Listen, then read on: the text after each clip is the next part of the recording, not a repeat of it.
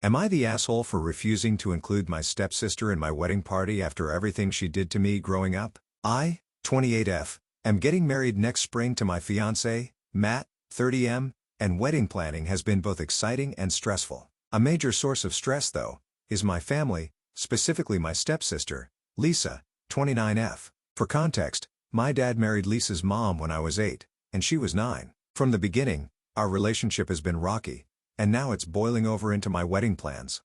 When my dad and Lisa's mom, Karen, got married, my life changed overnight. I went from being an only child to suddenly having an older stepsister who, frankly, made it clear she didn't want me around. Lisa and her mom moved into the house my dad and I had lived in since I was a baby, and it always felt like Karen was trying to erase my mom, who passed away when I was 5. She redecorated everything, got rid of family photos, and insisted we all start fresh. At the time, I didn't have the vocabulary to express how upsetting that was, but looking back, it was traumatic. Lisa, on the other hand, seemed to relish the power shift. She was mean to me in ways that, as a kid, I couldn't fully articulate but knew weren't right. She'd make fun of my clothes, hide my toys, and blame me for things she did. Whenever I tried to tell our parents, she'd put on the innocent act, and Karen always took her side. My dad, wanting to keep the peace, would tell me to be the bigger person or just ignore her. It felt like I was alone in my own home. Things didn't improve as we got older. In middle school, Lisa spread a rumor that I had a crush on one of her guy friends, which led to weeks of teasing. In high school, she stole my diary and read it out loud to her friends at a sleepover. My dad grounded her for that, but it didn't stop her from finding other ways to humiliate me. She constantly made snide comments about my weight, my friends, and my hobbies. I tried to avoid her as much as possible, but it was impossible when we lived under the same roof. By the time I graduated high school, I was desperate to get out of the house. I went to college in another state and barely kept in touch with Lisa or Karen. My dad and I stayed close though, and he visited me often. Lisa stayed in our hometown, went to community college, and got a job at a local boutique. Over the years, we've been civil at family gatherings, but we're not close. To me, she's just someone I'm forced to interact with because of our parents. When Matt and I got engaged, I was over the moon. He's the love of my life, and I couldn't wait to start planning our wedding. Early on, I decided I wanted a small bridal party consisting of my 2 best friends, my cousin, and Matt's sister. Lisa was not on the list, and I didn't think it would be a big deal since we're not close. Apparently, I was wrong. When Karen found out Lisa wasn't in my bridal party, she called me immediately, demanding to know why. I tried to explain that I was keeping things small and only including people I'm close to, but she wasn't having it. She accused me of being petty and holding a grudge over childhood drama. She said Lisa was hurt and felt excluded, especially since Matt's sister was included. She went on about how we're sisters and how this wedding is a chance to bring the family together. I told her I didn't see Lisa as a sister and wasn't going to change my decision. After that, Lisa called me herself. She tried to guilt me by saying she'd always thought of me as her little sister and that it hurt to know I didn't feel the same way. I almost laughed because she never acted like a sister growing up. She brought up how she's always tried to mend our relationship in adulthood by being friendly at family events, but to me, being polite isn't the same as making an effort to repair years of mistreatment. I told her as much and said that while I didn't hate her, I didn't feel close enough to include her in my bridal party. She hung up on me. Now the whole family is involved. Karen has been calling my dad nonstop, accusing him of allowing me to disrespect Lisa. She's even gone as far as suggesting that they won't contribute to the wedding if I don't include Lisa. My dad, bless him, is on my side and told Karen that it's my wedding and my choice, but the pressure is definitely getting to him. My cousin told me that Karen has been bad-mouthing me to extended family, saying I'm selfish and ungrateful for everything she and Lisa have done for me over the years. I'd love to know what exactly they think they've done for me, but that's another story. The thing is, I know Lisa has matured since we were kids, and she's not outright mean to me anymore. But I can't forget how she treated me for over a decade. Every time I think about including her, I feel like I'd be betraying myself and the younger version of me who cried herself to sleep so many nights because of her. This wedding is supposed to be a celebration of love and happiness, and I don't want to spend it feeling uncomfortable or resentful. Matt says he supports whatever decision I make and reminds me that this day is about us, not appeasing other people. My best friends think I'm totally justified and have even offered to run interference with Karen and Lisa if they try to cause drama at the wedding. But some family members have told me I'm being too harsh and that it's time to let go of the past. They argue that excluding Lisa will only create more tension and that I'll regret it later. I'm torn. On one hand, I feel like I have every right to decide who's in my bridal party, and I don't owe Lisa anything. On the other hand, I worry that I'm being stubborn and letting my childhood pain cloud my judgment. Am I the asshole for refusing to include my stepsister in my wedding party, even if it means upsetting my family? Am I the asshole for refusing to pay for my nephew's college tuition after my brother spent his savings on luxury purchases? For context, I, 42F, have worked hard my entire life to build a stable and comfortable life. I grew up in a middle-class family with my parents and my younger brother Mike, 39M. My parents always did their best to provide for us, but we were never well off, so from a young age, I learned the value of saving and planning for the future. Mike, however, always had a more carefree attitude toward money. He'd spend impulsively and count on others to bail him out. Over the years, this difference in mindset has caused some tension between us.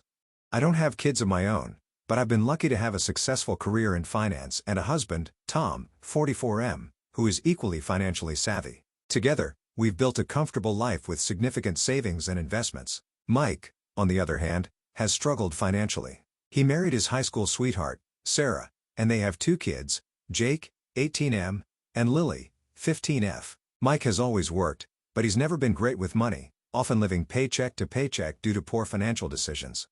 Over the years, Mike and Sarah have made several questionable financial choices. They leased luxury cars they couldn't afford, took extravagant vacations, and bought expensive gadgets on credit. Meanwhile, I've always been the boring sister, driving a reliable but old car and choosing modest vacations. Mike has often teased me about being frugal, calling me cheap and joking that I'm hoarding money like a dragon.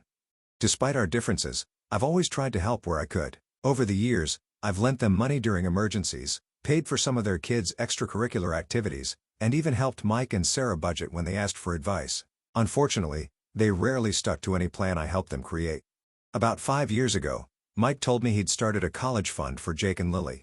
I was relieved to hear this because I knew how important education was to Mike and Sarah, and I wanted Jake and Lily to have opportunities we didn't growing up. I even contributed $5,000 to the fund as a gift, which Mike promised to keep untouched for the kids' future. Fast forward to last month, and Jake just graduated high school. He's a bright kid and got accepted into a great state university. He's excited about his future and planning to study engineering. However, when it came time to discuss tuition, Mike dropped a bombshell. The college fund is gone. Apparently, over the years, Mike and Sarah dipped into the fund for emergencies, which included repairs for their luxury SUV, a trip to Hawaii, and a new entertainment system for their home. By the time Jake was ready for college, there was barely $500 left in the account. Mike came to me, explaining the situation and asking if I could help cover Jake's tuition. He said he and Sarah did their best but that life is unpredictable and they had no other options. He knows I have the means to pay for Jake's education without it being a strain on me, and he argued that it would be cruel to let my nephew miss out on his dream because of a few mistakes on their part. He also said that since I don't have kids of my own, I should view this as an opportunity to leave a positive legacy within the family.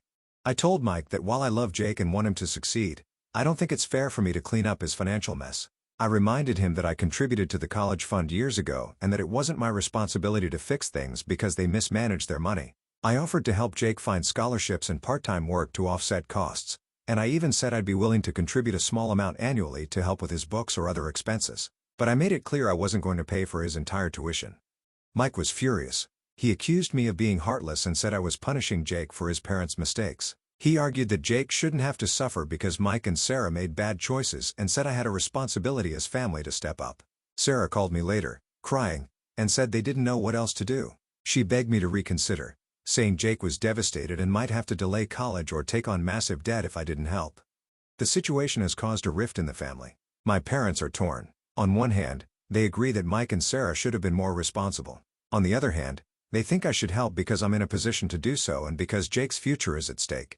Jake hasn't said much to me directly, but I can tell he's upset. He's a good kid, and I feel terrible that he's caught in the middle of all this. Tom fully supports my decision. He believes that enabling Mike and Sarah would only reinforce their bad behavior and that this isn't the first time they've tried to guilt me into bailing them out. He also pointed out that we've worked hard for our savings and have plans for our own future, including retirement and charitable contributions. Since this all started, Mike has been telling anyone who will listen that I'm selfish and that I care more about money than family. Some of our extended family members have chimed in, saying I should just pay for Jake's tuition because I can afford it and family helps family. Others have told me privately that they agree with my decision but don't want to get involved. I'm struggling with a lot of guilt. I love my nephew and want him to have the best possible future, but I also feel like this is a line I need to draw. If I bail Mike out now, what's to stop him from coming to me again when Lily is ready for college? And what about the next financial crisis after that? At the same time, I can't shake the feeling that I'm letting Jake down when he didn't do anything to deserve this. So, am I the asshole for refusing to pay for my nephew's college tuition after my brother mismanaged the money that was supposed to be for his kid's education? Am I the asshole for refusing to let my parents move in with me after they disowned me years ago for coming out? I, 36M, have a long, painful history with my parents, and now I'm in a situation where I have to decide whether to help them or stick to the boundaries I've worked so hard to establish. I'll give as much context as possible because this isn't just a single incident, it's a culmination of decades of behavior that's led us here. To start, I grew up in a very conservative household. My parents were devoutly religious, and their beliefs influenced every aspect of our lives. I have an older brother, Jake, 39M, who was always the golden child. He followed the path they wanted, went to college, got a degree in business, married a woman from our church, and now has 3 kids. Meanwhile, I was always the black sheep. I wasn't rebellious, but I didn't fit the mold they expected. I was more artistic, more introverted, and, as they later found out, gay. When I came out at 19, my parents didn't take it well. That's putting it mildly. They were furious, called me every name under the sun, and told me I was an embarrassment to the family. My dad said I was choosing a sinful lifestyle, and my mom cried for days, telling me I was ruining my life. They gave me an ultimatum: renounce your lifestyle or leave the house. I was still in college at the time, living at home, and completely dependent on them. I didn't want to give up who I was, so I left. The next few years were some of the hardest of my life. I worked multiple part-time jobs to support myself while finishing school. There were times I barely had enough money for food, and I had to rely on friends for a place to stay until I could afford my own tiny apartment. My parents completely cut me off. No calls, no support, nothing. Jake, my brother, took their side and told me I was being selfish for throwing away my relationship with them over something I could control. Despite everything, I pushed through. I graduated, found a job in graphic design, and slowly built a stable life for myself. Along the way, I met my now husband, Chris, 38M. We've been together for 12 years and married for 7. Chris is my rock. He supported me through all the residual pain from my family and helped me realize that I deserved love and respect, even if my parents couldn't give it to me. Over the years, my parents made minimal attempts at reconciliation, but it always came with conditions. For example, they once said I could come home for Thanksgiving but only if I didn't flaunt my relationship with Chris. Another time, they invited me to a family event but told me I couldn't bring him because it would make people uncomfortable. Every time, I refused. I told them I wasn't willing to hide who I was or pretend my relationship didn't exist to make them feel better. Each refusal led to more distance between us. Then, about 5 years ago, my dad had a health scare, a heart attack that landed him in the hospital. I visited him because, despite everything, he's still my father, and I didn't want him to die thinking I hated him.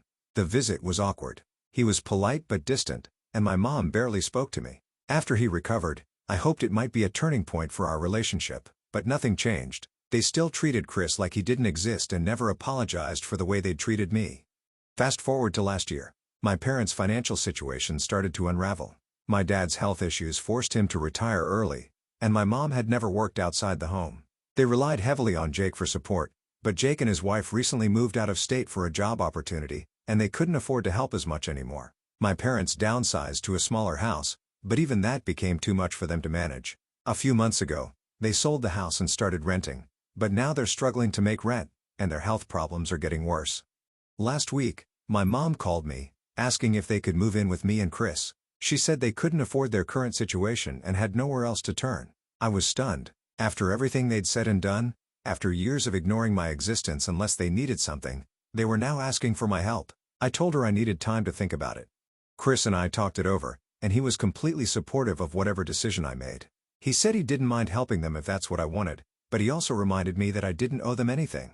We've built a life together that's peaceful and full of love, and bringing them into our home would disrupt that. It's not just about the physical space, it's about the emotional toll of living with people who've spent most of my life rejecting me. I called my mom back a few days later and told her that while I sympathized with their situation, I couldn't let them move in. I said I'd be willing to help them find other options, like low-income housing or senior services, and I even offered to contribute some money toward their rent for a few months while they figured things out, but I made it clear that living with us wasn't an option. She didn't take it well. She accused me of being ungrateful and selfish, saying that they sacrificed so much for me growing up. She brought up the times they paid for my school supplies, birthday parties, and other things that any parent would do for their child. She said I was abandoning them in their time of need and that I was letting my lifestyle come between us.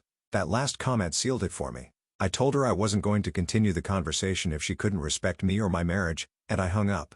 Since then, the fallout has been intense. Jake called me, furious, saying I was putting all the responsibility on him and that it wasn't fair. He said I should let bygones be bygones and help our parents because that's what family does. Some extended family members have reached out too, saying I'm being cruel and holding a grudge. A few have even suggested that Chris is poisoning me against my family, which couldn't be further from the truth. Chris has only ever encouraged me to mend fences, but not at the expense of my own well-being. On the other hand, a few friends and co-workers who know the full story have told me I'm doing the right thing. They say my parents are reaping the consequences of their actions and that it's not my job to save them. I know they're probably right, but there's still a part of me that feels guilty. Despite everything, they're still my parents, and I can't help but wonder if I'm being too harsh. So, am I the asshole for refusing to let my parents move in with me after they disowned me and treated me horribly for years? Am I the asshole for refusing to financially support my sister after years of her making terrible life decisions and constantly insulting me? I'll try to explain everything as clearly as possible because this situation has been building for years and has recently reached a breaking point. For context, I'm a 38-year-old woman, married to my husband, Mark, who is 39. We have 2 kids, a stable income, and live a comfortable life. My sister, Rachel, is 35 and has always struggled financially, but a lot of it is because of her own decisions. Growing up, we were close, but as adults, we've drifted apart, largely due to how different our lives turned out and the resentment that has built up on her side. Rachel and I had a pretty normal upbringing. Our parents weren't wealthy, but they made sure we had what we needed. They always encouraged us to work hard and value education.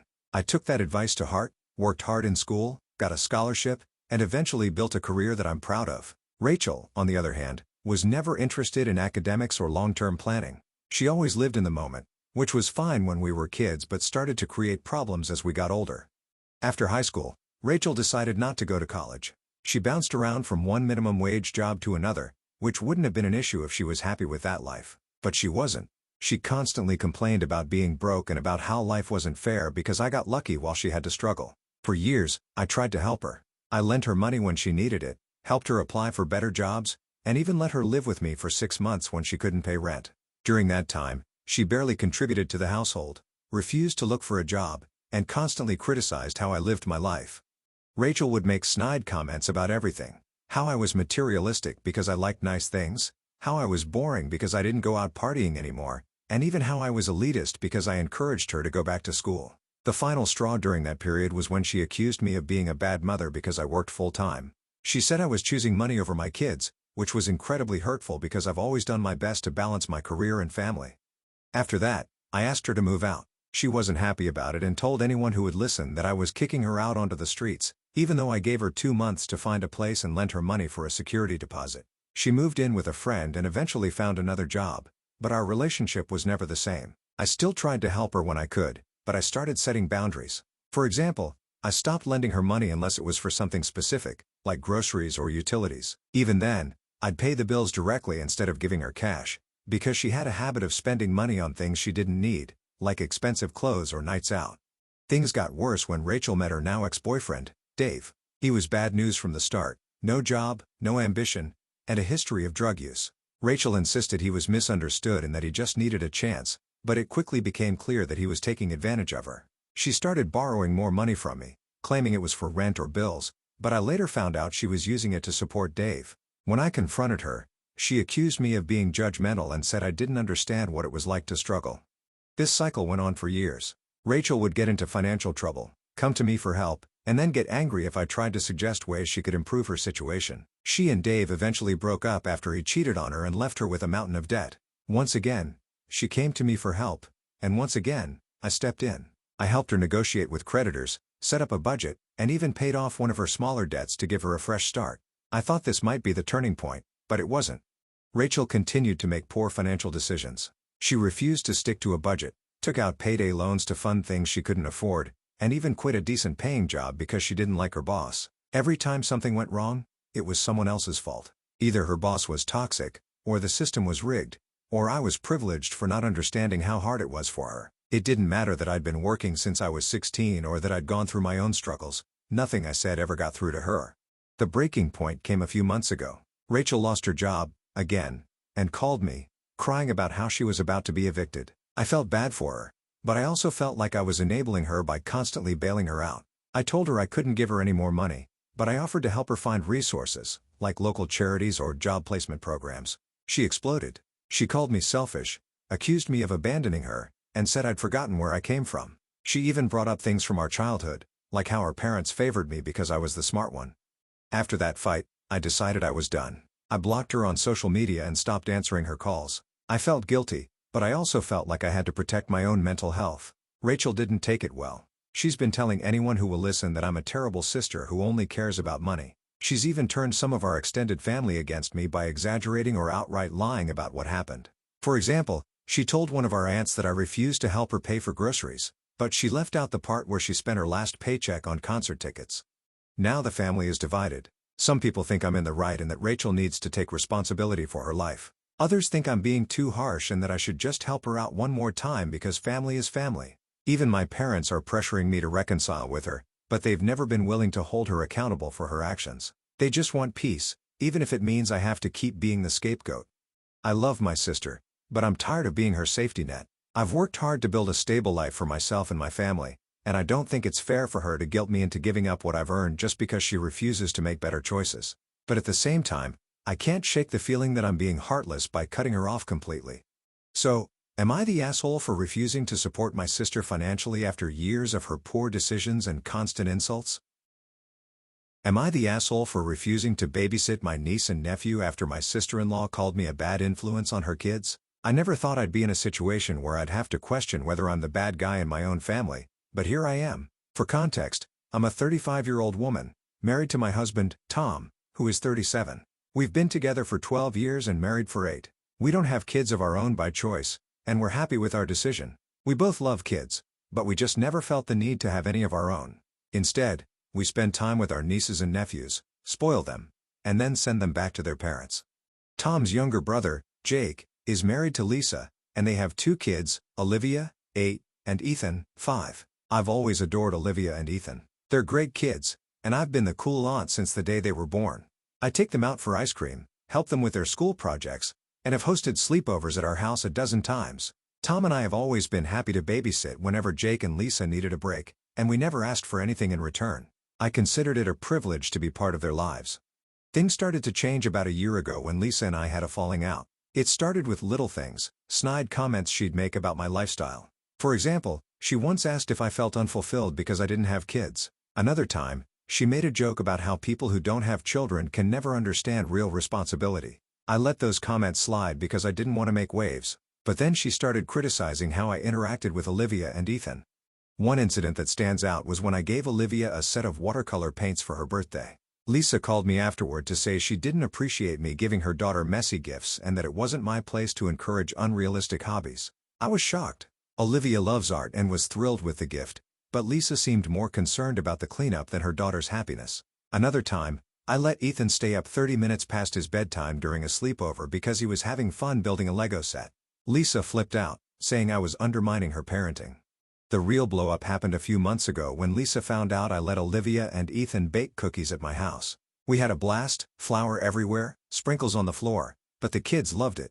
I even sent them home with a batch to share. Lisa called me that evening, furious. She said I was a bad influence because I let the kids make a mess and eat sugary treats. She told me I was teaching them bad habits and that she didn't want me babysitting them anymore if I couldn't respect her parenting rules. I was hurt, but I respected her decision. I told her that while I didn't agree with her assessment, I wouldn't babysit again if that's what she wanted. She seemed satisfied, and I thought that was the end of it. Fast forward to 2 weeks ago. Lisa called me out of the blue, asking if I could watch Olivia and Ethan for the weekend because she and Jake had a wedding to attend. I was surprised, considering what she'd said before, but I assumed she had a change of heart. I told her I'd be happy to, but I wanted to make sure we were on the same page about expectations. I asked her if she'd be okay with the kinds of activities we usually did, like baking, arts and crafts, or staying up a little later for movie night. Lisa immediately got defensive. She said she didn't want me doing anything that would spoil the kids or create more bad habits. I told her that I wasn't interested in babysitting if I had to walk on eggshells the entire time. I explained that I love spending time with Olivia and Ethan, but if she couldn't trust me to use my judgment, it wouldn't be a good situation for anyone. She got angry, accused me of being selfish, and hung up. Since then, the situation has blown up. Lisa told Jake what happened, and now he's upset with me too. He says I should have just agreed to her rules for the sake of keeping the peace. Tom is on my side, but he's trying to stay out of it because he doesn't want to get in the middle of his brother's marriage. The rest of the family is divided. Some think I should have just sucked it up and babysat, while others say Lisa is being unreasonable and should trust me as someone who has always been there for her kids. The final straw came last weekend when I found out Lisa told Olivia and Ethan that I didn't want to see them anymore. Olivia called me crying, asking why I didn't want to spend time with them. I was furious. I reassured her that I love her and Ethan very much and that the situation had nothing to do with them. I didn't go into detail, but I promised her I'd always be there for her, no matter what. Now I'm stuck. Part of me wants to reach out to Lisa and try to smooth things over for the kids' sake, but another part of me feels like I've already bent over backward to accommodate her unreasonable demands. I don't want to set a precedent where she can treat me however she wants and I'll just roll over to keep the peace. So, am I the asshole for refusing to babysit my niece and nephew under these circumstances?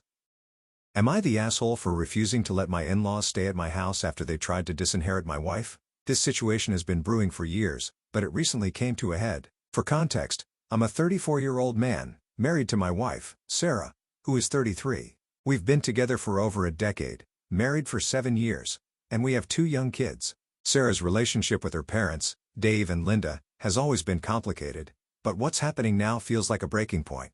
To start, Dave and Linda have always played favorites with their kids. Sarah is the middle child, sandwiched between her older brother, Mike, and her younger sister, Emma. Mike is the golden child who can do no wrong. Emma is the baby of the family who's always been coddled and spoiled. Then there's Sarah, who's somehow always been held to higher standards, criticized more harshly, and generally overlooked when it comes to her parents' attention and affection. When I first started dating Sarah, I thought she was exaggerating about how bad it was. But after meeting her parents and spending time with them, I realized she wasn't exaggerating at all. Dave and Linda would outright ignore her achievements while gushing over Mike and Emma for the most mundane things. Sarah graduated college with honors? Barely a mention. Mike got a promotion at work? They threw him a party. Emma decided to take a gap year instead of going to college? They praised her for finding herself. Despite all this, Sarah always tried to maintain a relationship with them. She'd call them regularly, invite them over for holidays, and make an effort to be part of the family. I could see it hurt her when they didn't reciprocate, but she kept trying because, as she put it, they're still my parents. Things started to go south about 5 years ago when Sarah and I bought our first house. It was a fixer-upper that we worked hard to renovate. We spent weekends painting, repairing, and turning it into a home we were proud of. When we invited her parents over for a tour, they were unimpressed. Dave made a snide comment about how it's no mansion like Mike's place, and Linda said, "Well, I guess it's fine for now, but don't get too comfortable." That stung, but Sarah brushed it off. The real trouble began 2 years ago when Sarah's parents decided to rewrite their will. They called a family meeting to discuss it, which I thought was odd, but Sarah wanted to go. At the meeting, Dave and Linda announced that they were leaving the majority of their estate to Mike and Emma, with Sarah only getting a small fraction. Their reasoning? Mike and Emma need it more than you do. Mike has a high-paying job and a big house, and Emma has been living off her parents for years with no real job or plans. Meanwhile, Sarah and I have worked hard to build a stable life for ourselves. Their reasoning made no sense. Sarah was devastated. She confronted them, asking why they felt the need to prioritize her siblings when she had done nothing to deserve being treated this way. Their response? "You're the most independent one, so you'll be fine." It wasn't about fairness or logic. It was just another example of how they always undervalued her. That was the moment Sarah decided to distance herself from them. She stopped calling as often, and we started spending holidays with my family instead. Fast forward to last month. Dave and Linda's health has been declining, and they decided to sell their house and move into a smaller place. They called Sarah and asked if they could stay with us for a few months while they figured out their next steps. Sarah was hesitant and told them she needed to talk to me about it first. When she brought it up to me, I was firmly against the idea. I reminded her how poorly they've treated her over the years and pointed out that they've never once apologized or tried to make amends. Letting them stay with us felt like rewarding their bad behavior. Sarah agreed, but she was torn. She felt guilty about saying no because they're her parents, even though they've never been good parents to her. When Sarah called them back to say no, all hell broke loose. Dave and Linda accused her of being ungrateful and selfish. They brought up the will again, saying they were right to leave most of their estate to Mike and Emma because Sarah obviously didn't care about family. They even tried to guilt her by saying, "After everything we've done for you, this is how you repay us?" Sarah hung up the phone in tears. Since then, the fallout has been intense. Mike and Emma have both called Sarah to berate her for abandoning their parents. Emma, in particular, went on a rant about how she couldn't take them in because her apartment was too small, and Mike said he was too busy with work to help. Apparently, the responsibility falls entirely on Sarah because she has a house with extra rooms. The worst part is that some of Sarah's extended family has taken her parents' side. Her aunts and uncles have been calling and texting, saying she's being heartless and that family takes care of family. It's gotten so bad that Sarah has started doubting herself, wondering if we're making the wrong decision. I've tried to reassure her that we're in the right, but the constant pressure is wearing her down. I feel like I'm stuck between a rock and a hard place. On one hand, I want to support my wife and protect her from people who've hurt her for years. On the other hand, I know how much she values family, even when they don't deserve it, and I don't want her to regret this decision later. So, am I the asshole for refusing to let my in-laws stay at our house after everything they've done to my wife? AITA for taking back my offer to pay for my sister's wedding after she insulted my partner. I, 36M, am in a long-term relationship with my partner, Daniel, 38M. We've been together for 8 years, and he's one of the kindest, most genuine people I've ever met. My family has always been polite to him, but I've sensed an undercurrent of judgment from certain members, especially my younger sister, Rachel, 29F. Rachel has always been a bit self-centered, but I've tried to overlook it because she's my sister. She recently got engaged to her boyfriend, Jason, 32M, and I was genuinely happy for her. When she announced her engagement, she also mentioned that she and Jason were struggling to budget for the wedding they wanted. Without giving it much thought, I offered to contribute $20,000 to help cover some of the costs. Rachel was thrilled and thanked me profusely. I made it clear that my offer came with no strings attached. I just wanted her to have the wedding of her dreams.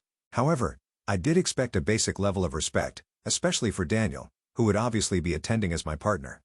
Fast forward a few months to Rachel's engagement party. Daniel and I arrived together, and everything seemed fine at first. However, midway through the evening, I overheard Rachel talking to one of her friends. She didn't realize I was within earshot. She said something along the lines of, "I'm so grateful for my brother's help, but I really wish he wasn't bringing Daniel to the wedding. It's just going to make some of the guests uncomfortable. You know how people can be." I was stunned. I waited until we were alone and then confronted Rachel about what I'd heard. She didn't deny it. Instead, she doubled down, saying that while she personally had no issue with Daniel, some of Jason's more traditional family members might feel awkward about a same-sex couple being there. She said she didn't want any drama on her big day and suggested that Daniel could stay home to avoid any issues. I was furious. I told her that if she couldn't respect my relationship, I wasn't sure I could support her wedding. She tried to backtrack, claiming she was just trying to keep the peace and that it wasn't personal. But to me, it felt very personal. Daniel is my partner, and asking him not to attend is disrespecting both of us. When I got home, I told Daniel what had happened. He was hurt but said he understood if I still wanted to support Rachel financially. After thinking it over for a few days, I decided to rescind my offer. I called Rachel and explained that I couldn't, in good conscience, fund a wedding where my partner wasn't welcome. She exploded, accusing me of being selfish and ruining her wedding. She said I was overreacting and that it wasn't a big deal because Daniel would understand. My parents have since gotten involved, and their reactions have been mixed. My mom thinks I'm being too harsh and that I should forgive Rachel because she's young and doesn't understand the implications of what she said. My dad, on the other hand, fully supports my decision and said he's proud of me for standing up for Daniel. Meanwhile, Rachel has been telling anyone who will listen that I'm trying to ruin her wedding out of spite. Some of my extended family members have reached out to say they understand my perspective but think I should have handled it differently. A few even suggested I could have still given Rachel the money and simply not attended the wedding if I felt so strongly about it. But to me, that feels like letting her get away with blatant disrespect. Now I'm second-guessing myself. Was I wrong to take back my offer? Should I have just swallowed my pride for the sake of family harmony, or was I right to stand my ground? So, AITA for rescinding my financial support for my sister's wedding after she disrespected my partner? AITA for refusing to host a family reunion after years of being taken for granted. I, 41F, am the oldest of 4 siblings. Mark, 39M, Lisa, 37F, and Josh, 34M. Growing up, I often felt like I was the third parent. My parents worked long hours, and a lot of the household responsibilities fell on me, including taking care of my younger siblings. This dynamic carried into adulthood, where I've somehow become the default family organizer, the one who plans holidays, arranges get-togethers, and keeps everyone connected. I didn't mind it at first because I genuinely love my family, but over the years, I've started to feel taken for granted. My siblings rarely pitch in with planning or costs. For example, last Christmas, I hosted a big dinner at my house. I spent weeks preparing, cleaning, decorating, cooking, and I asked everyone to contribute something small, like bringing a side dish or dessert. Mark brought a store-bought pie that was half-eaten by the time he arrived. Lisa forgot to bring the drinks she promised, and Josh showed up late and empty-handed. They all left early, leaving me with a mountain of dishes and no offers to help clean up. After that, I decided to take a step back. I didn't bring it up directly because I didn't want to cause tension, but I made a quiet decision to stop being the default host. I wanted to see if someone else would step up. Spoiler alert, they didn't. Fast forward to now. My mom recently suggested we have a family reunion this summer because it's been a while since we were all together. She called me first, saying, "You're so good at organizing these things. Can you take the lead?" I told her that while I think a reunion is a great idea, I'm not in a position to host or plan it this time. I suggested that maybe Mark, Lisa, or Josh could take the reins, or we could all split responsibilities to make it fair. When my mom relayed this to my siblings, they were apparently shocked. Mark called me, saying he doesn't have the time to organize something like this because of his busy job. Lisa said she'd help if someone else did most of the work because she's not good at planning. Josh outright said, "You're the oldest, so it's kind of your role." I stood my ground and said I wasn't taking it on this time, but I'd be happy to contribute equally if we all worked together. That didn't go over well. My siblings accused me of being selfish and breaking tradition. They said I was ruining the chance for everyone to reconnect and that it's easy for me to handle because I've done it before. Even my mom, who initially seemed to understand, started guilt-tripping me, saying things like, "This might be the last time we can all gather while your dad and I are still healthy." She brought up how much the younger cousins, my nieces and nephews, would enjoy it and how I'd be letting them down. Now I'm feeling torn. On one hand, I've spent years carrying this load, and I think it's only fair for someone else to step up. On the other hand, I don't want to cause a rift in the family or deprive everyone of a meaningful reunion. Part of me wonders if I should just suck it up and do it for the sake of family harmony. So, AITA for refusing to host and organize the family reunion after years of feeling taken for granted? AITA for refusing to let my in-laws stay at my house after they insulted my career? I, 33F, have been married to my husband, Ryan, 34M, for 5 years. We've always had a happy marriage, but one ongoing issue has been my relationship with his parents, specifically his mother, Carol, 62F, and his father, Frank, 65M. They're polite enough to me in person most of the time, but there's always been this underlying tension because they don't respect my career choices. I'm a writer. It's something I've been passionate about since I was a teenager, and I've worked incredibly hard to make a living from it. I write fiction novels, and while I'm not exactly a household name, I've had moderate success. My books have been published, I've won a couple of awards, and I've built a solid fan base. Financially, I do well enough to contribute equally to our household expenses, but Carol and Frank don't see my career as legitimate. To them, if you're not working a traditional 9-to-5 job, you're not really working. Over the years, they've made countless passive-aggressive comments about my career. For example, "It must be nice to have a hobby that pays the bills. When are you going to get a real job? Writing can't last forever. Do you ever feel bad that Ryan has to carry all the financial pressure?" Which isn't true. We split expenses equally. Ryan has always defended me, but Carol and Frank's comments still sting. I've tried to address it with them directly, but they usually dismiss me by saying, "We're just joking," or "We didn't mean it like that." Over time, I've started to limit my interactions with them to maintain my sanity. Recently, Carol and Frank's house was damaged in a bad storm. The repairs are expected to take about 6 weeks, and they've been staying with various family members in the meantime. A few days ago, Ryan told me his parents asked if they could stay with us for the last 2 weeks while their house is being finished. I immediately felt uneasy about it. The idea of having them in my space for 2 weeks, especially given how little respect they have for me, made my anxiety skyrocket. I told Ryan I wasn't comfortable with them staying here. He was disappointed but said he understood my feelings. However, when he told his parents, they were furious. Carol called me directly, accusing me of being selfish and saying that family helps family. She said I was being petty and holding a grudge over harmless jokes. Frank chimed in, saying that I was acting like a child and that they never intended to hurt me. Now, some of Ryan's extended family is getting involved. His aunt called me to say I should be the bigger person and let Carol and Frank stay with us because it's only 2 weeks, and they're going through a tough time. Ryan has been supportive of my decision, but I can tell he feels torn because he doesn't want to upset his parents. I've started to second-guess myself. On one hand, I feel like I have every right to set boundaries in my own home, especially with people who've consistently disrespected me. On the other hand, I know they're in a difficult situation, and part of me wonders if I'm being too harsh by refusing to help them. So, AITA for not letting my in-laws stay at my house after they insulted my career? AITA for not helping my friend move after she criticized my lifestyle. I, 27M, have a good friend, Sarah, 27F, who I've known since high school. We've always been close, but recently our friendship has been strained because of some comments she's made about how I live my life. For context, I've chosen to live pretty minimally. I work remotely as a web developer, and I've spent the past 2 years traveling to different cities and countries. I don't own much beyond what fits in my suitcase, and I've rented short-term apartments or stayed in co-living spaces wherever I've gone. It's been an amazing experience for me, and I'm happy with how I've built my life. Sarah, on the other hand, has taken a more traditional path. She's settled in our hometown, bought a house with her long-term boyfriend, and has a steady 9-to-5 job. While I think it's great that she's happy with her choices, she's been increasingly vocal about how she thinks my lifestyle is irresponsible and unsustainable. Whenever we've caught up recently, she'll make passive-aggressive comments like, "Must be nice to live like a college student forever," or "Don't you think it's time to settle down and start building a real future?" I've tried to brush it off, but it's starting to get under my skin. I've told her before that her comments feel judgmental, but she always says she's just concerned about me. Last week, Sarah texted me asking if I could help her move into her new house. She said they'd underestimated how much stuff they had and were falling behind schedule. I initially agreed because she's a good friend, and I wanted to help. However, the day before the move, we were hanging out, and she made another snide remark about how people who don't put down roots don't understand real responsibilities. That was the last straw for me.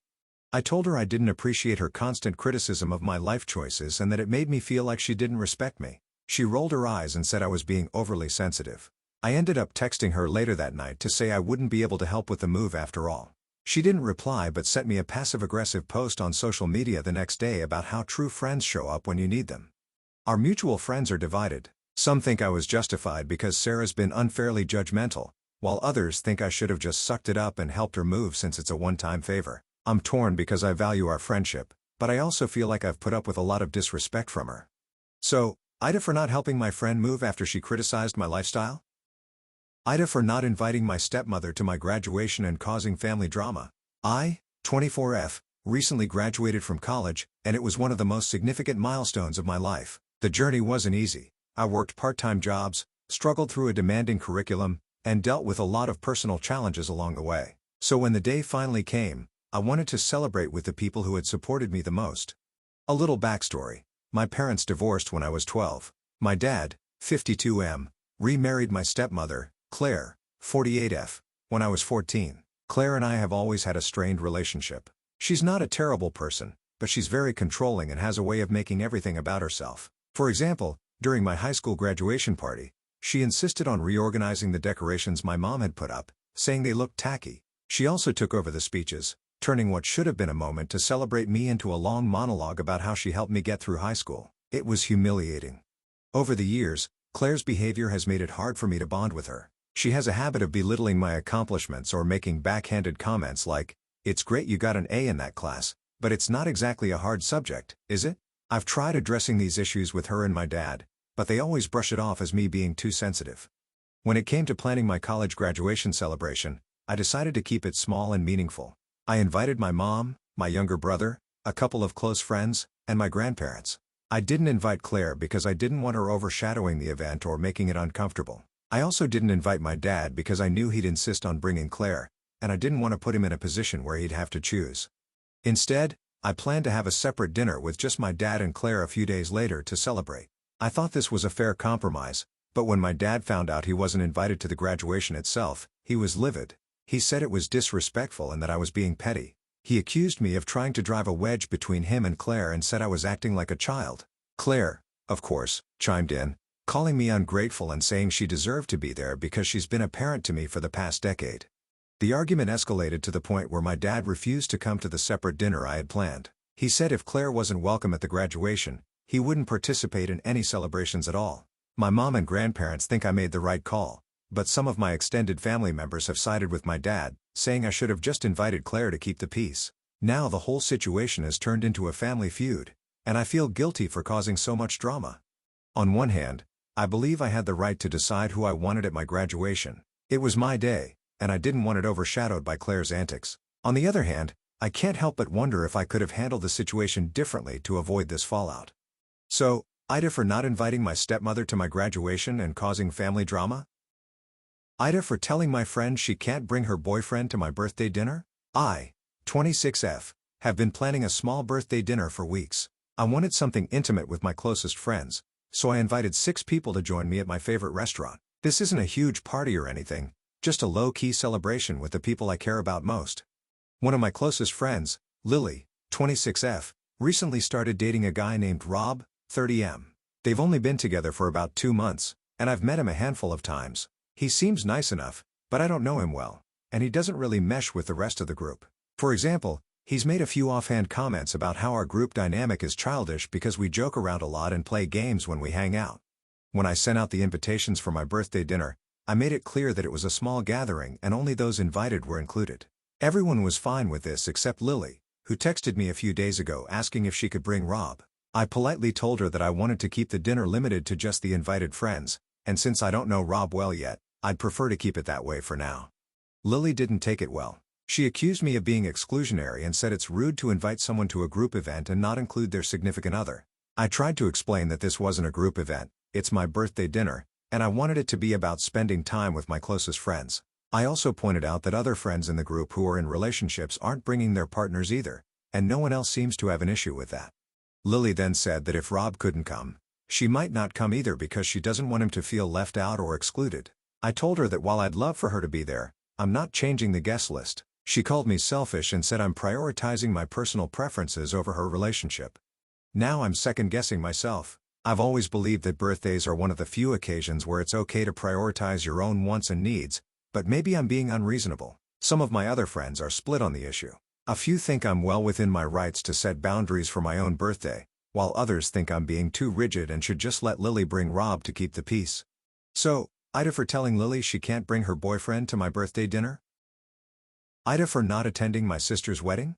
I, 28M, am in a complicated situation with my sister, Sophie, 30F. She recently got married, and I didn't attend the wedding. Now, a significant portion of my family is calling me selfish and immature, while others think I had valid reasons for my decision. Here's the full story. Sophie and I have always had a somewhat rocky relationship. Growing up, she was the golden child, straight A's, captain of her sports team, and the apple of our parents' eyes. Meanwhile, I struggled academically and was more interested in art and creative pursuits. Despite our differences, we were close during our childhood, and I always looked up to her. However, things began to change when we became adults. About 5 years ago, Sophie started dating Jake, 34M. Jake and I never got along. From the very beginning, he'd make condescending remarks about my job as a graphic designer, calling it a hobby rather than a real career. He'd joke about me being the starving artist of the family at every gathering. I'd bring it up to Sophie, but she'd brush it off as just his sense of humor. Things escalated 2 years ago when Jake made a particularly nasty comment at a family dinner. My girlfriend, Emma, 27F, who was meeting my family for the first time, mentioned she was a freelance photographer. Jake laughed and said, "Wow, you guys really are the poster children for financial instability." I told him off in front of everyone, and the evening ended in an awkward silence. Sophie later called me to say I overreacted and needed to apologize to Jake. I refused, and our relationship hasn't been the same since. Fast forward to a few months ago, Sophie announced her wedding plans. She and Jake wanted a big, extravagant ceremony and invited the entire extended family. When I got the invitation, I hesitated. I didn't want to cause a scene, but the thought of spending an entire day around Jake made my stomach churn. I told Sophie I wasn't sure if I could make it, which led to a heated argument. She accused me of being petty and unsupportive, claiming I was prioritizing my feelings over her special day. To make matters worse, the wedding wasn't exactly inclusive for Emma and me. Sophie and Jake decided on a child-free event, which is perfectly fine, but they also made it clear that they couldn't accommodate +1s unless the couple was married. When I pointed out that Emma and I had been together for 3 years and were essentially living as partners, Sophie said, "Well, you're not married, so it's not the same." That stung. After a lot of back and forth, I decided not to attend. I sent Sophie a heartfelt message explaining my reasons. I told her I loved her and wished her the best but couldn't, in good conscience, be there when I felt so unwelcome. I also made it clear that my decision wasn't out of spite but rather self-preservation. The fallout was immediate. My parents were furious, accusing me of ruining the family's reputation. My mom kept saying, "What will people think when they see you're not there?" Extended family members chimed in, calling me immature and selfish. On the other hand, a few cousins reached out to say they understood my decision, and Emma fully supported me, saying I did what was best for my mental health. Sophie and Jake's wedding happened last weekend. From what I've heard, it was a beautiful ceremony. But now, Sophie isn't speaking to me, and my parents are pressuring me to apologize. They've even suggested that I'm jeopardizing my relationship with the family by choosing Emma over them. So, AITA for skipping my sister's wedding? Am I the asshole for refusing to let my sister's husband walk her down the aisle at her wedding because she wants me to pay for it? I'll start with some background because this situation is messy, and I need to explain how we got here. I'm a 35-year-old woman with a successful career in finance, and I've been fortunate enough to save and invest wisely over the years. I don't have children or a partner, so I've been able to focus on my financial goals. My younger sister, Emily, is 29. We were close growing up, but as adults, our relationship has had its ups and downs. Emily is getting married this year to her fiancé, Kevin, and it's been a whirlwind of drama since they announced their engagement. Kevin and Emily have been together for about 5 years. He's nice enough, but I've always had my reservations about him. He's the type who hops from job to job and always seems to have a new big idea that never pans out. Emily works full-time as a teacher and has been the primary breadwinner for most of their relationship. Despite this, they've been planning a very extravagant wedding, which is completely out of their financial reach. Emily approached me about a year ago and asked if I would help contribute to her wedding.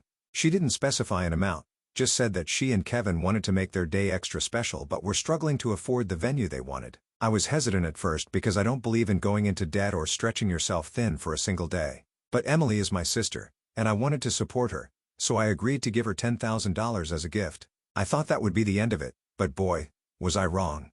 After I gave her the money, she and Kevin started upgrading everything. They booked a luxurious venue, added an open bar, hired a live band, and even arranged for a custom fireworks display. I was shocked when I saw the final budget. The wedding was now going to cost over $75,000. Emily came back to me a few months later and asked if I could contribute more.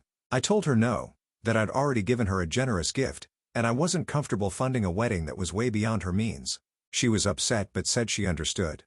Fast forward to last month. Emily called me, sounding frantic. She said they were running out of money and were considering taking out a loan to cover the remaining expenses. I told her again that I wasn't going to give her more money and suggested she downsize the wedding to something more reasonable. She refused, saying that everything was already booked and it was too late to make changes.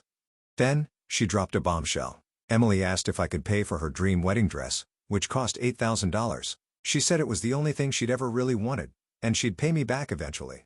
I flat out refused. I told her I wasn't comfortable being her financial safety net, and she needed to start making smarter decisions. She accused me of being unsupportive and selfish, which hurt because I'd already given her so much.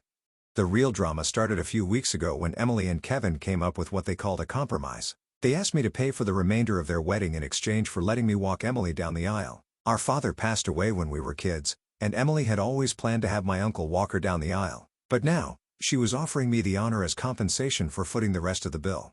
I was stunned. I told her that this wasn't a compromise, it was emotional manipulation. Walking her down the aisle is supposed to be a heartfelt, meaningful moment, not something you barter over like a used car. She started crying and said I was ruining her wedding. Kevin chimed in, saying I should be grateful for the opportunity to have such an important role in our big day. I told them both that I wasn't giving them another cent and that I didn't want to be part of their wedding if this was how they were going to treat me. Emily called me later, begging me to reconsider. She said she couldn't believe I was abandoning her when she needed me most. She also brought up how much I earned compared to her and said it wouldn't hurt me financially to help her out. The thing is, it's not about the money. It's about the principle. I've worked hard to get where I am, and I don't think it's fair for Emily and Kevin to treat me like their personal ATM. I tried to explain this to her, but she accused me of being jealous of her happiness and trying to sabotage her wedding. She even brought my mom into it, who of course, took Emily's side and said I was being cold and unfeeling. Now, most of my family is mad at me. They think I'm being petty and spiteful by refusing to walk her down the aisle. My mom even told me I should have just kept my opinions to myself and written another check to keep the peace. But I don't think I'm wrong for standing my ground. I haven't spoken to Emily since our last argument, and I'm starting to wonder if I went too far. I love my sister, but I feel like she's been taking advantage of my generosity and using our relationship as leverage to get what she wants. So, am I the asshole for refusing to let my sister's husband walk her down the aisle unless she takes full responsibility for her own wedding? Am I the asshole for refusing to share my inheritance with my half-siblings after years of being treated like an outsider? This is a long story, but I want to be as detailed as possible to explain why I made the decision I did. For context, I, 32F, grew up in a very complicated family situation. My parents divorced when I was 6 because my dad had an affair with a woman who is now his wife, Ellen, 54F. My dad and Ellen have 3 kids together: James, 27M, Lily, 25F, and Mia, 22F. After the divorce, my mom and I moved into a small apartment, while my dad married Ellen and started a new family. He remained in my life, but it always felt like I was second to his new family. They lived in a large house, went on lavish vacations, and had a lifestyle that was completely different from mine and my mom's. My dad would occasionally invite me to join them for holidays, but I always felt like an outsider. Ellen made it clear that I was not her child, and while she was polite, there was always an underlying tension whenever I was around. As I got older, the divide became more apparent. My half-siblings were given opportunities I could only dream of. They attended private schools, had extracurricular activities fully funded, and went on elaborate trips abroad. Meanwhile, my mom struggled to make ends meet, and I worked part-time jobs through high school and college to help her out. My dad paid child support, but he never went above and beyond to make sure I had the same opportunities as my half-siblings. He claimed it was fair because he was supporting his entire household, and Ellen insisted that their family finances shouldn't be stretched to accommodate me. Despite all of this, I tried to maintain a relationship with my dad. I wanted to believe he cared about me, even if he didn't show it in the same way he did with my siblings. But the final straw came when I graduated from college. I had worked so hard to earn my degree, and my mom threw me a small party to celebrate. My dad showed up for about 20 minutes, gave me a card with $100, and then left because James had a soccer game that he couldn't miss. I was heartbroken but not surprised. After that, I started distancing myself. I stopped trying to fit into his new family and focused on building my own life. I got a good job, bought a modest home, and worked hard to create the stability I never had growing up. My dad and I still spoke occasionally, but our relationship was strained. I barely saw my half-siblings, and when I did, it was clear they viewed me as more of an acquaintance than family. Fast forward to last year. My dad passed away unexpectedly from a heart attack. It was a shock to everyone, and despite our complicated relationship, I was devastated. I attended the funeral, but it was awkward. Ellen and my half-siblings were the ones making all the arrangements, and I felt like a guest rather than part of the family. They barely spoke to me, and when they did, it was superficial and dismissive. A few weeks after the funeral, I was contacted by my dad's lawyer about his will. To my surprise, he left me a significant portion of his estate. He had a life insurance policy, savings, and some investments, and I was named as the beneficiary for 50% of it. The other 50% was divided among Ellen and my half-siblings. I was shocked because I had no idea my dad had planned this. For years, I assumed I was an afterthought to him, but this gesture made me think that maybe he did care in his own way. When Ellen and my half-siblings found out about the will, they were furious. They claimed it was unfair because I hadn't been part of the family for years, and I didn't deserve the money. Ellen called me and said I should do the right thing and split my share with her children because they were still young and figuring out their lives. James is 27, married, and has a good job. Lily is 25 and in grad school, fully funded by Ellen and what's left of my dad's money. Mia, the youngest, is 22 and still in college. Meanwhile, I've been financially independent since I was 18. I told Ellen that I wasn't going to share my inheritance. I explained that my dad made this decision, and I was honoring his wishes. She accused me of being greedy and vindictive, claiming that I was punishing her children for how I was treated growing up. My half-siblings also started messaging me, saying things like, "You're robbing us of our future and Dad would be ashamed of you." The irony is, none of them ever reached out to me before this. They only started talking to me when money was involved. My mom thinks I'm doing the right thing by keeping the inheritance. She reminded me of all the years I struggled while my dad's other family lived comfortably. She said this money could finally give me the financial security I've always worked so hard for. My fiancé agrees with her, saying that I shouldn't feel guilty for something that was never mine to control in the first place.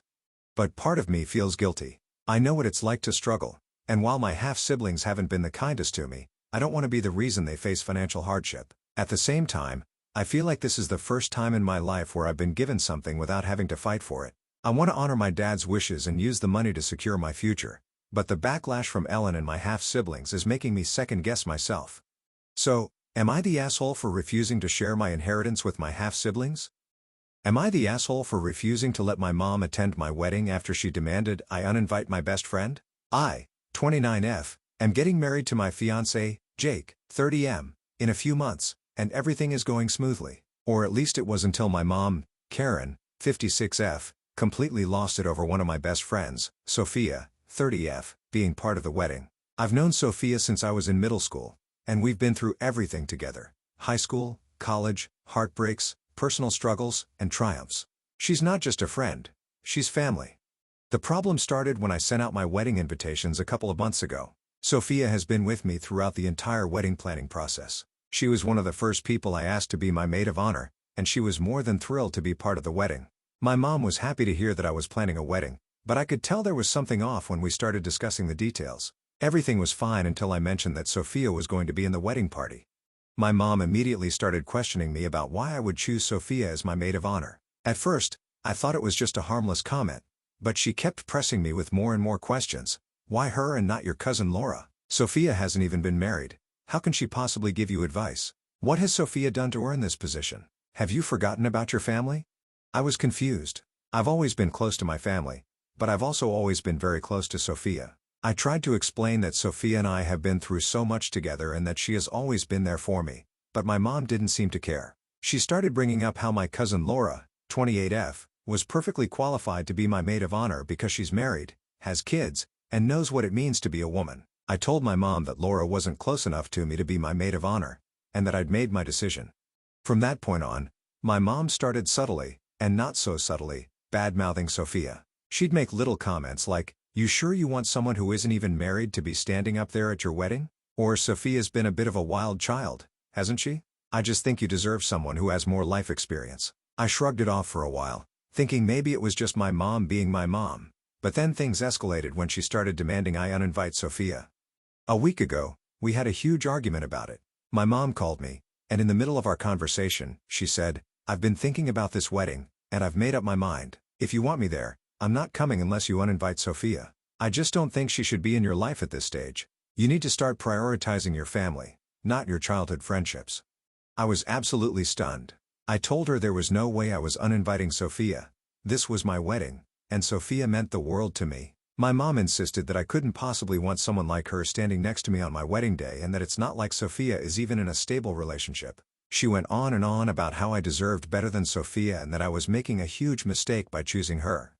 I told her that Sophia had always been there for me in ways that my family hadn't, and she deserved to be part of my wedding. I told my mom that if she couldn't respect my choice, then she didn't have to come at all. That's when the conversation really took a turn. My mom started crying, saying I was choosing Sophia over my own family and that I was making the worst decision of my life. She accused me of being selfish and ungrateful for everything she's done for me over the years.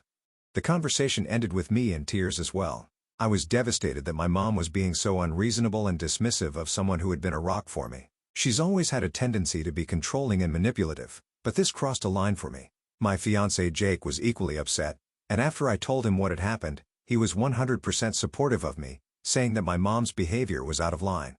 The issue, however, didn't end there. The next day, my mom sent me a text saying that if I didn't uninvite Sophia, she wouldn't attend my wedding at all. She made it clear that I had to choose between her and Sophia. This has been incredibly stressful for me. I don't want to lose my mom, but I also don't want to sacrifice my relationship with Sophia, who has always been there for me. I'm in a really difficult spot because I feel like no matter what I do, I'm going to lose someone I love. The problem is, this isn't the first time my mom has tried to dictate my choices in my relationships. She's always been overbearing, and every time I make a decision she doesn't like, she threatens to stop speaking to me or withholds her support. It's exhausting, and I feel like I'm always walking on eggshells around her. She didn't approve of Jake when we first started dating and tried to interfere, but over time, she learned to tolerate him. She even said once that she didn't think we'd last, but here we are, planning a wedding. I've tried to reason with her, but it feels like no matter what I do, I can't win. If I choose Sophia, I lose my mom. If I choose my mom, I lose someone who has been my rock through thick and thin. It's breaking my heart to think I have to make that choice. My sister, 31F, has also gotten involved, saying that my mom has been too much and that I shouldn't let her manipulate me like this. She's on my side, but my mom is now telling people in the family that I'm being a bad daughter and putting my friend before my family. There's so much pressure on me, and I feel like I'm being torn in two directions. I've been reaching out to some of my close friends and they all think I'm right to choose Sophia and not let my mom dictate my wedding. But at the same time, I feel terrible. I never wanted to be in a situation where I had to choose between my mom and my best friend. I feel like I've already hurt my mom by not giving in to her demands, but I also feel like if I give in, I'm going to regret it for the rest of my life. So, AITA for refusing to let my mom attend my wedding unless she accepts my choice of maid of honor and stops trying to force me to uninvite Sophia? Am I the asshole for asking my sister-in-law to move out after she trashed my house and ruined my wedding dress? I, 30F, have been married to my husband, Mark, 32M, for 3 years. We've been together for 7, and while we're very happy together, we've had our fair share of family drama. I have a great relationship with my parents, but my relationship with Mark's family, specifically his sister, Jessica, 28F, has always been rocky. Jessica is, to put it simply, a handful. She's the kind of person who thinks the world revolves around her. She's incredibly spoiled, never learned how to handle responsibility, and seems to think that any mistake she makes should be forgiven without question. She has a history of taking advantage of people, especially me. For example, she's borrowed money from me several times and never paid it back, and she's stayed at our house for weeks without offering any kind of help with bills or chores. Mark has always had a soft spot for her, and for years, he would ask me to just let it go and be patient with her, even when she was being blatantly disrespectful. I've tried to be understanding, but I reached a breaking point last year when Jessica asked if she could move in with us temporarily because she had fallen out with her boyfriend and needed a place to stay. Mark and I discussed it, and I agreed, albeit reluctantly, because I knew it was important to him. At that time, we were in the process of planning our wedding, which was only a few months away. I wasn't thrilled, but I figured it would be short-term, and we could make it work. She moved in, and for the first few weeks, things were fine. However, as time went on, I began to notice her behavior getting worse. She'd leave dirty dishes everywhere, hog the bathroom, and barely contribute to anything around the house. She also started getting more invasive in our personal lives, making unsolicited comments about our finances, our relationship, and our wedding planning. I let it slide, hoping she would leave soon. Unfortunately, things escalated when it came time for my wedding dress fitting. I had been looking for the perfect dress for months, and I finally found the one. It was a beautiful, classic design, and I felt like a princess in it. I was beyond excited when it arrived, and I scheduled a fitting with my mom and best friend. Jessica knew this, but when I came home after the fitting, I was shocked to find that my dress was missing. I immediately asked Mark if he knew where it was, and he had no idea. After looking around the house, I found it in Jessica's room, completely covered in stains. I was livid. Apparently, she had borrowed the dress without asking and tried it on, then spilled something on it while having a party with some friends she had invited over without telling us. I was furious. This dress was not just an item of clothing. It was the centerpiece of my wedding, and Jessica had ruined it. Mark tried to defend his sister, saying she didn't mean for it to happen, but I was too upset to listen. We had to take the dress to a professional dry cleaner, but the stains wouldn't come out. At that point, I was beyond angry, and I told Mark that I couldn't have her living with us anymore. I felt completely disrespected and betrayed, not just by Jessica but also by Mark's unwillingness to stand up for me when I needed him most. To make matters worse, Jessica didn't even apologize for ruining my dress. Instead, she acted like I was overreacting and said, "It's just a dress. You can buy another one." I ended up asking her to leave, explaining that it wasn't just about the dress, it was about the way she had treated our home and disrespected me. She tried to argue, saying she had nowhere else to go, but I told her she had to figure it out. I knew Mark was upset with me, but I couldn't take it anymore. It wasn't just the dress, it was the constant disrespect and lack of accountability. This wasn't the first time she had done something like this, and I had reached my limit. After she left, Mark and I had a huge argument. He accused me of being too harsh and said I was punishing Jessica for one mistake. He said I should have been more understanding because Jessica didn't have it easy growing up. I argued that I had been patient with her for years and had done everything I could to make her feel welcome in our home.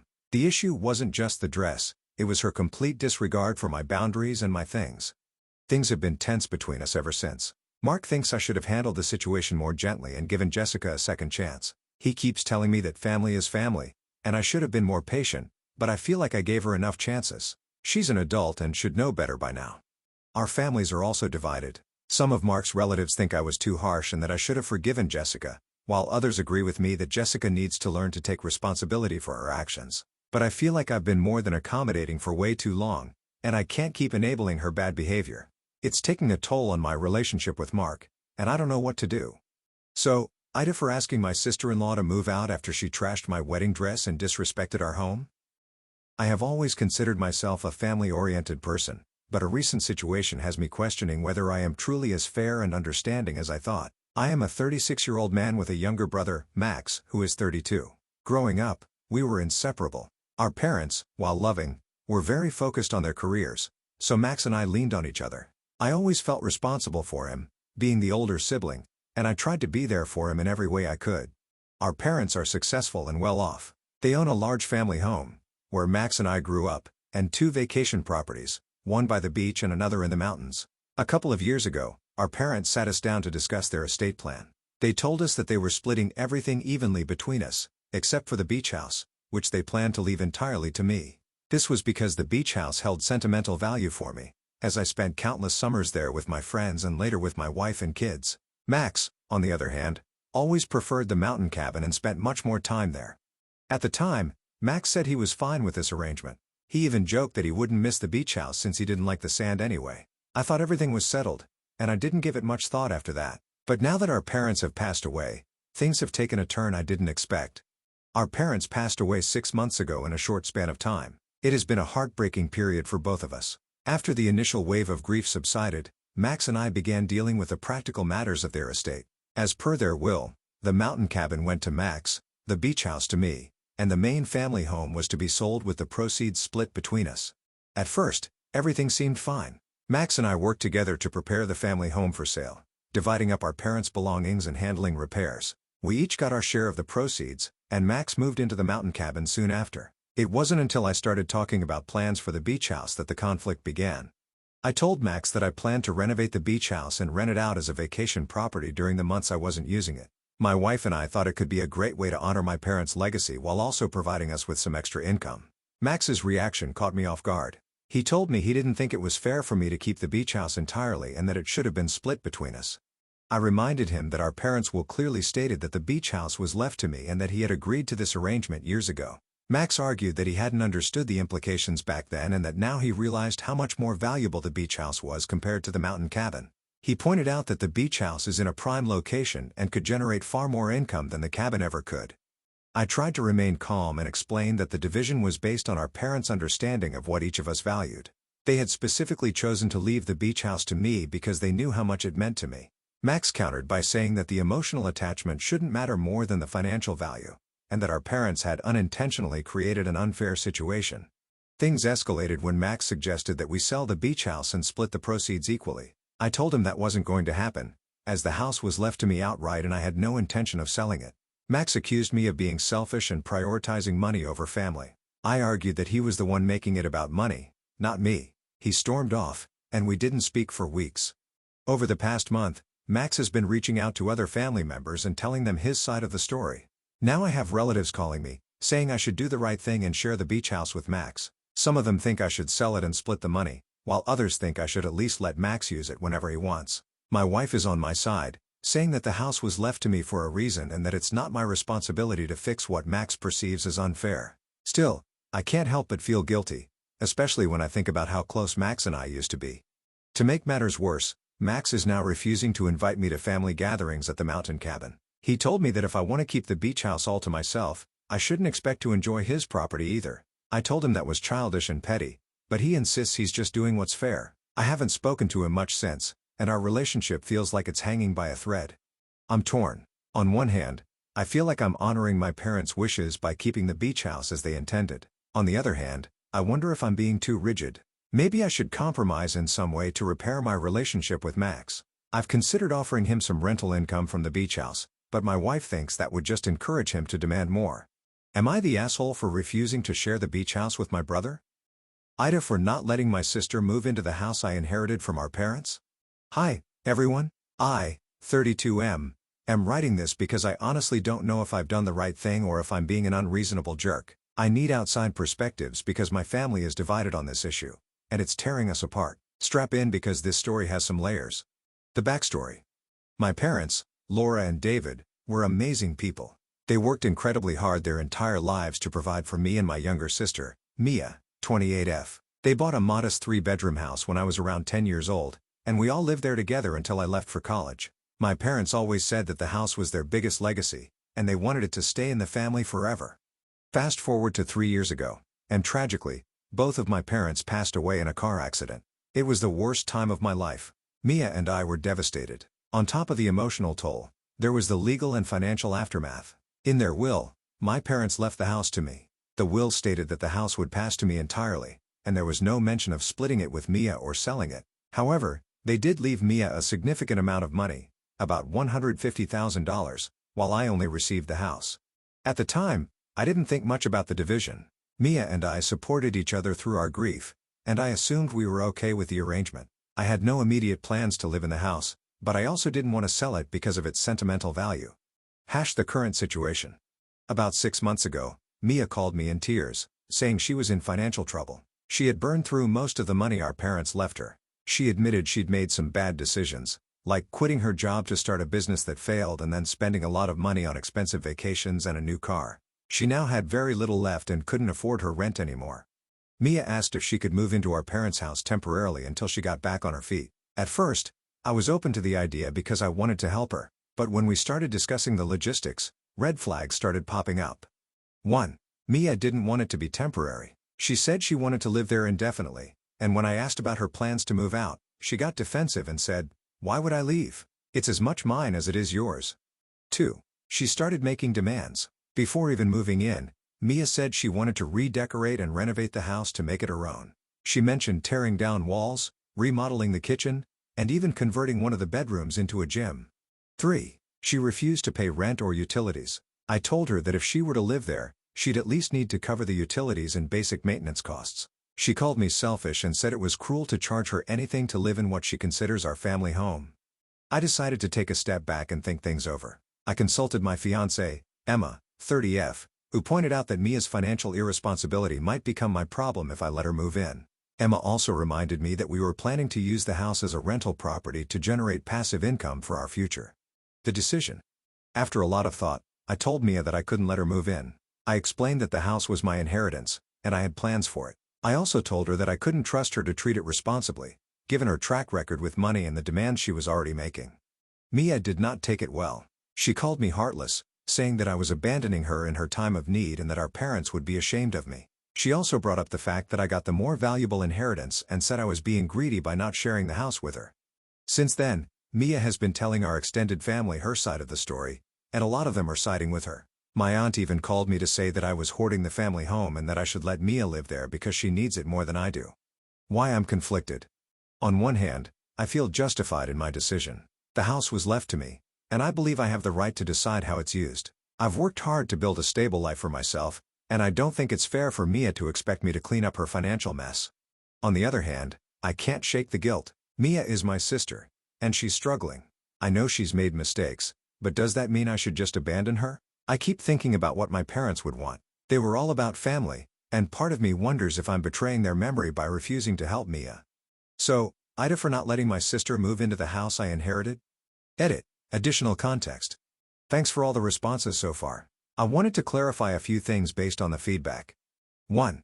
Why I got the house and Mia got the money. My parents were very clear that they wanted me to have the house because I was older and had a more stable lifestyle. They believed Mia would benefit more from liquid assets because she was younger and still figuring things out. 2.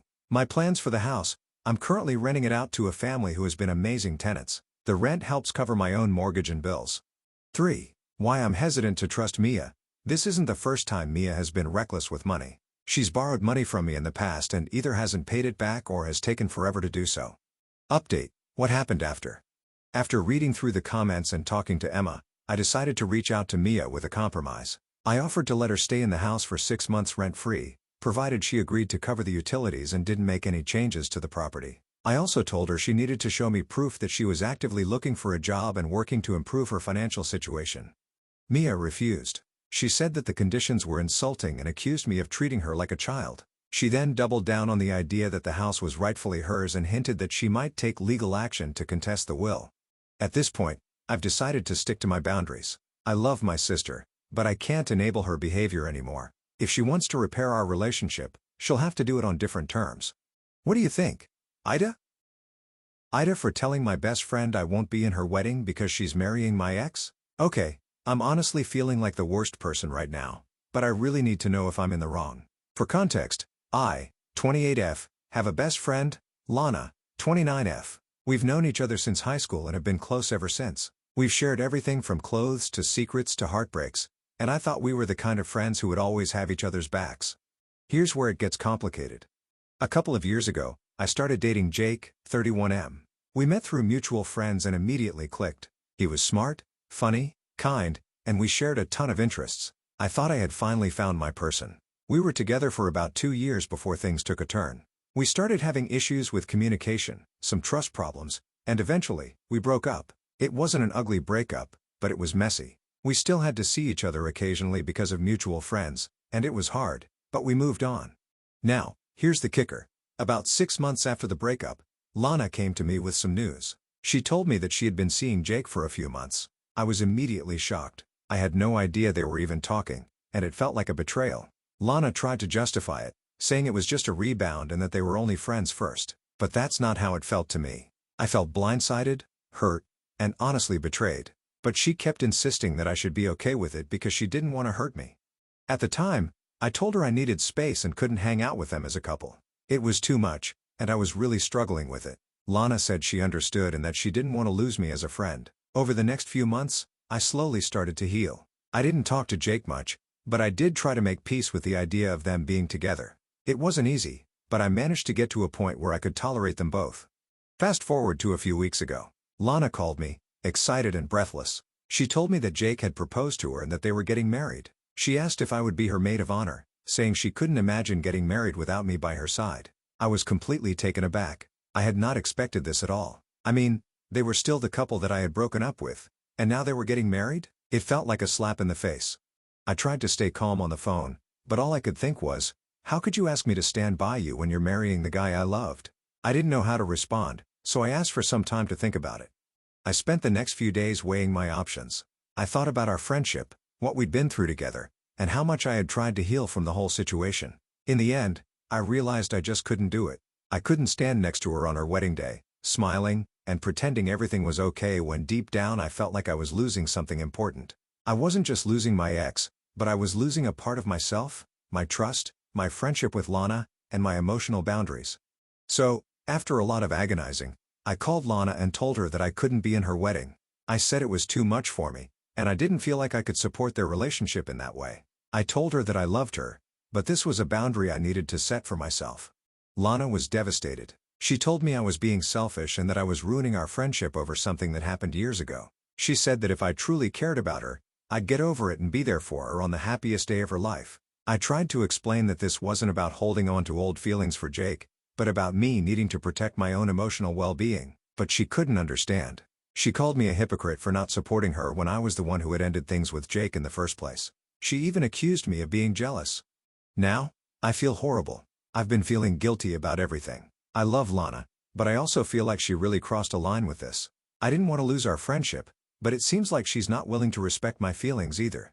My other friends have been telling me that I'm in the right because it's a tough situation, and I'm not required to sacrifice my own emotional health for her wedding. But I can't shake the feeling that maybe I could have handled this better, or maybe I should just suck it up for her. I know Lana has always been a little self-centered, but maybe I'm overreacting. So, AITA for not being in her wedding?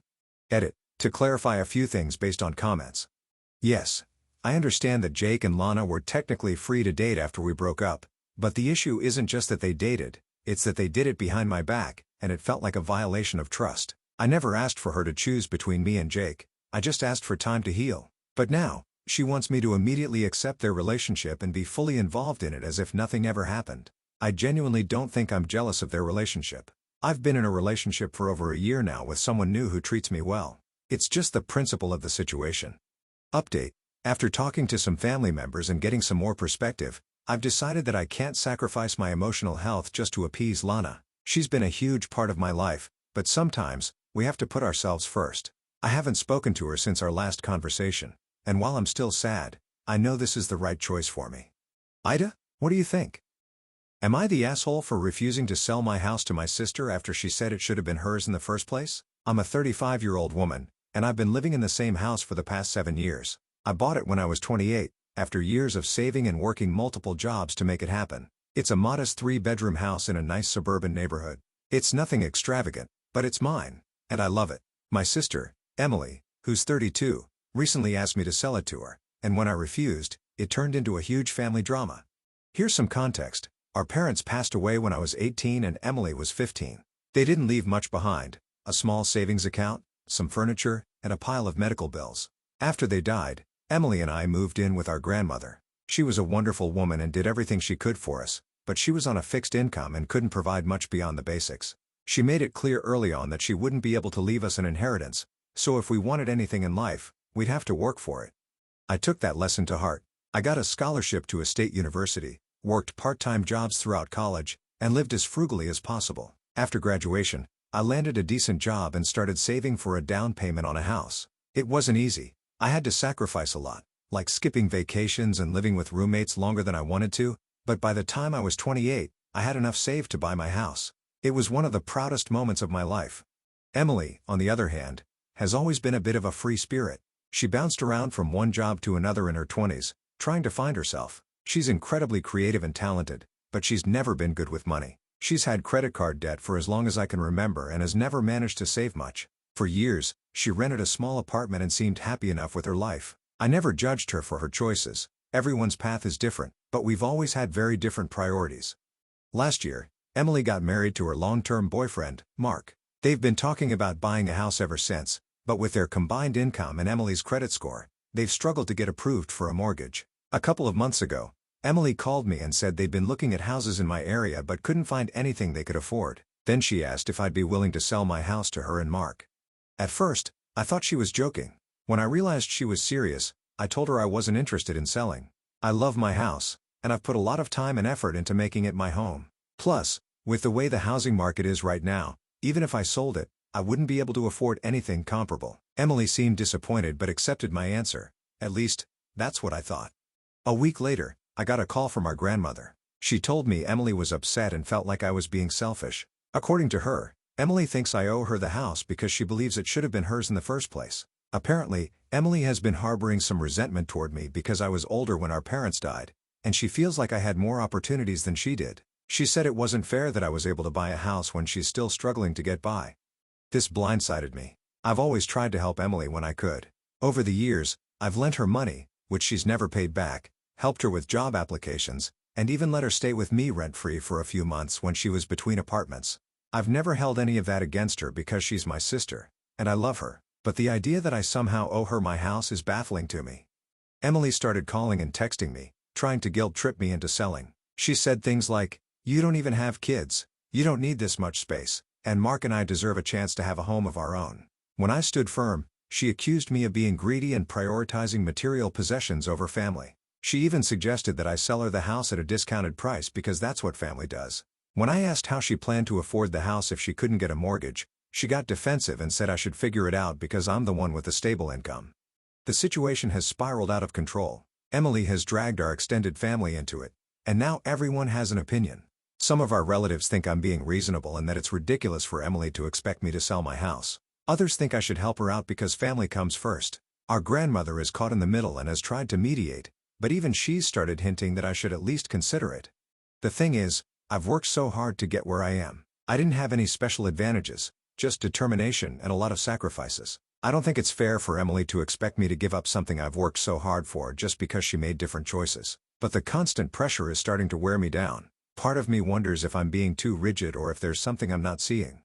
I love my sister, but this whole situation has made me question our relationship. I can't shake the feeling that she's more interested in what she can get from me than in actually repairing the resentment she's been holding on to for years. At the same time, I don't want to be the reason she and Mark never get the house they've been dreaming of. Am I the asshole for refusing to sell my house to my sister, even though she insists it should have been hers in the first place? Am I the asshole for refusing to let my mother-in-law move in with us, even though she has nowhere else to go? I'm 34F, married to my husband James, who is 36M. We've been together for 10 years and married for 6. We don't have kids yet, but we've been planning to start a family soon. For the most part, James and I have a very happy relationship, but the one issue that consistently causes tension is his mother, Carol. Carol has always been challenging. She's 62 now, and ever since I met her, she's been the kind of person who believes she's always right and that her opinions are facts. She's never been outright cruel to me, but she has a way of making backhanded comments that stick with me for days. Things like, "Oh, I didn't realize you like to cook. James must have taught you. Huh?" Or, "That dress is cute. I used to wear something like that in my 20s. Stuff that seems innocent on the surface but feels like a jab when you hear it. Over the years, Carol has made it clear she doesn't think I'm good enough for James. She said things like, "You're lucky James married you.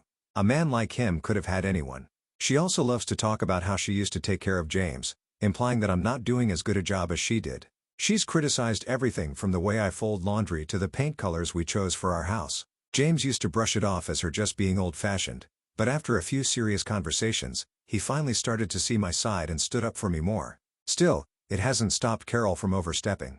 Now to the current issue. A few months ago, Carol's landlord decided to sell the house she was renting. She had lived there for nearly 20 years and was paying way below market rent. When she found out she had to move, she assumed she'd find another place quickly, but the rental market has been brutal. She didn't save much over the years, and while she gets a small pension and Social Security, it's not enough for the kind of lifestyle she's accustomed to. She's been couch surfing between friends and family, but most of them can't host her long term. 2 weeks ago, James brought up the idea of letting Carol move in with us. He said it was temporary until she got back on her feet, but he couldn't give me a timeline for how long that would be. I immediately said no. We live in a 3-bedroom house, but one of the rooms is James's home office, and the other is set up as a guest room that we plan to turn into a nursery soon. More importantly, I know Carol. She's not the type of person to quietly coexist. She's nosy, opinionated, and has no concept of boundaries. I can already imagine her reorganizing our kitchen, criticizing my cooking, and making snide comments about how we're living our lives. I told James the first couldn't handle that kind of stress in my own home, especially with everything else we have going on. James was upset but said he understood my concerns. However, he kept bringing it up, trying to frame it as family helping family and saying we're her only real option. He pointed out that Carol has always been there for him, even when she didn't have much, and now it's his turn to repay the favor. He also argued that having her live with us could save money for her to eventually get her own place. I told him I wasn't opposed to helping financially if it came to that, but I couldn't have her living under our roof. When Carol found out I had said no, she was livid. She called me selfish and ungrateful, accusing me of trying to break up their family. She told James he'd lost his backbone and that I was controlling him. She even told me that if my mother were alive, she passed away when I was 19, she'd be ashamed of how I was treating her. That comment really stung, and I had to leave the room before I said something I'd regret. Since then, things have been tense. James is stuck in the middle, trying to make both of us happy, but it's clear he feels guilty for not doing more for his mom. Carol has been calling him almost daily, guilt-tripping him and asking if he's really going to let her be homeless. She's also been telling other family members that I'm the one keeping her out, and now they're calling me too, saying I'm being cruel and that family should always come first. I've offered alternatives. I said we could help her find a cheaper apartment or even pay a portion of her rent until she gets back on her feet. I also suggested looking into senior living communities, but Carol shut that down immediately, saying she's not ready to live in an old folks' home. She refuses to move out of the area, even though housing is much cheaper in neighboring towns. She wants to stay near her friends and her social circle, but she expects us to make that happen for her. I feel like I'm stuck between a rock and a hard place. On one hand, I don't want to come across as heartless, and I genuinely don't want Carol to be homeless. On the other hand, I know having her live with us would destroy my mental health and put a strain on my marriage. I've worked hard to create a peaceful, happy home, and I can't imagine sacrificing that for someone who doesn't even respect me. James says he understands, but I can see how torn he is, and I'm worried this could create a permanent wedge between us. Some of my friends think I'm being reasonable and that it's not my responsibility to take Carol in, especially considering how she's treated me. Others think I should suck it up and let her stay, at least for a few months, because that's what family does. I feel guilty no matter what I decide, and I'm starting to second-guess myself. Am I the asshole for refusing to let my mother-in-law move in with us, even though she has nowhere else to go?